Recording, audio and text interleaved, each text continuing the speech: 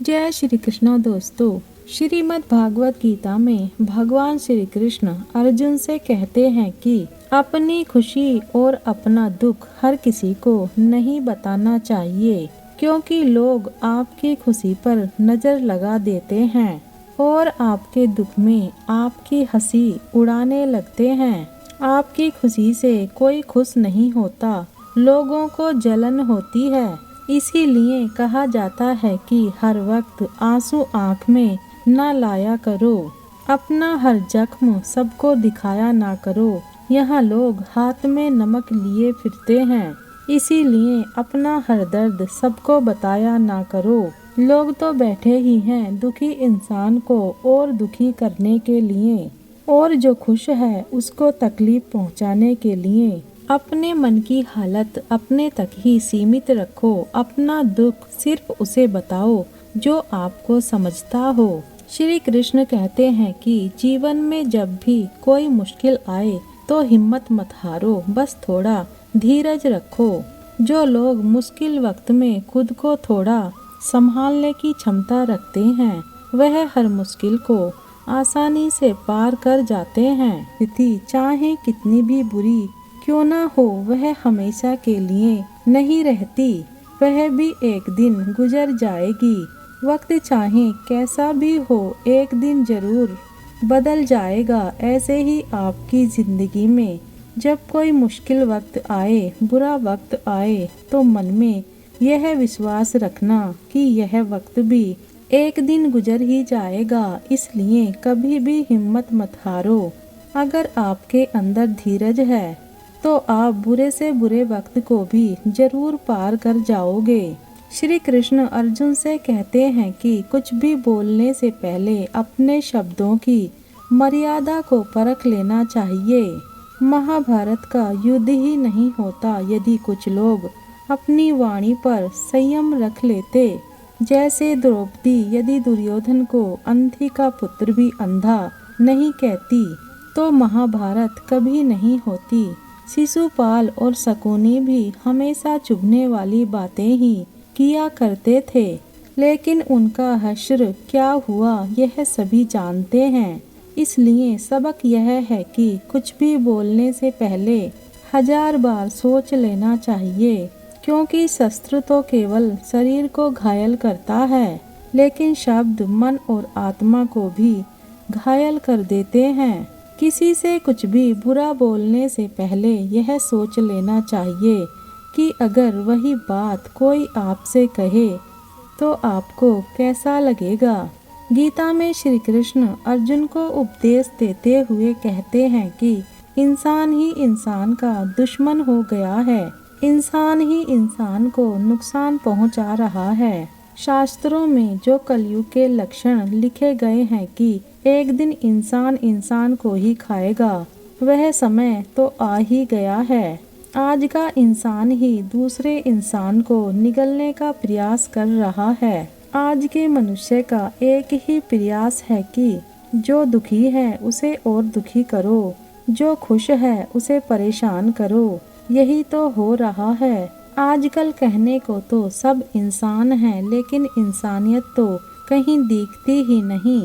एक सेठ के घर के बाहर से एक साधु निकल रहा था। उसने उस सेठ से कहा कि मुझे बहुत प्यास लगी है, मैं बहुत दूर से पैदल चलकर आया हूँ, मेरे प्राण निकल रहे हैं, कृपया मुझे पानी पिला दें।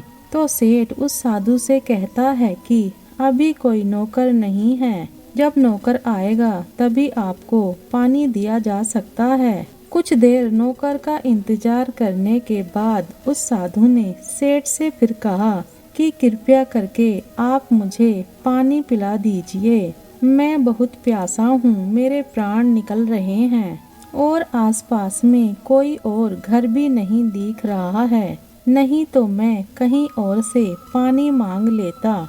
इस पर सेठ कहता है कि जब नौकर आ जाएगा तभी आपको पानी मिल पाएगा। साधु सेठ से कहता है कि मुझे पानी पिलाने से आप नौकर नहीं बन जाओगे, रहोगे तो सेठ ही। लेकिन इतना कहने के बाद भी उस सेठ ने साधु को पानी नहीं पिलाया। इसीलिए तो कहते हैं कि आज के जमाने में इंसानियत नाम की चीज ही नहीं रह गई है। बस लोग एक दूसरे को नोचने में लगे हैं, एक दूसरे का फायदा उठाने में लगे हैं। इसीलिए तो कलयुग को मतलब युग कहा जाता है। कहा जाता है कि लोग सिर्फ और सिर्फ एक दूसरे से अपने मतलब के लिए ही जुड़े हुए हैं। श्रीमद् भागवत गीता में श्री कृष्ण अर्जुन को उपदेश देते हैं कि जो इंसान आपको बार बार चोट पहुंचाए उसे कभी माफ नहीं करना चाहिए। युधिष्ठिर ने दुर्योधन को बार बार माफ किया और उसका परिणाम यह हुआ कि उन्हें अपनी जिंदगी में बहुत बड़े दुखों का सामना करना पड़ा। अगर आप किसी को एक बार माफ करते हो तो आप समझदार हो। अगर आप उस व्यक्ति को दूसरी बार भी माफ करते हो तो आप बहुत ही नरम दिल हो। लेकिन अगर आप उस व्यक्ति को तीसरी बार भी माफ करते हो तो आप दुनिया के सबसे बड़े मूर्ख हो। अगर कोई मनुष्य एक बार गलती करे तो माफ करना फिर भी ठीक है, लेकिन कोई अगर बार बार गलती कर रहा है तो उसे माफ करना आपको बहुत ज्यादा नुकसान पहुंचाएगा, क्योंकि वह गलती नहीं हो रही है, वह उसकी आदत है, वह ऐसा ही है, वह हमेशा आपके साथ ऐसा ही करता रहेगा। इसलिए कभी भी बहुत ज्यादा दयालु मत बनो। किसी को माफ करने में और बेवकूफ बनने में बहुत बड़ा अंतर होता है। अगर किसी को एक बार माफ भी कर रहे हो तो उस मनुष्य से सावधान जरूर रहें जिससे धोखा खाया है, जिससे आपको तकलीफ मिली है, उस पर भरोसा गलती से भी मत करना। गीता में श्री कृष्ण कहते हैं कि निष्काम कर्म करते रहो, जन्म और मृत्यु की चिंता मत करो। श्री कृष्ण अर्जुन से कहते हैं कि हे अर्जुन, मृत्यु जीवन का सत्य है जिसे ना तो टाला जा सकता है और ना ही झूठ लाया जा सकता है। यह शरीर तो किराए के घर की तरह होता है जहां हम कुछ समय के मेहमान बनकर आते हैं। शरीर तो नश्वर है किंतु आत्मा अमर अजर अविनाशी है।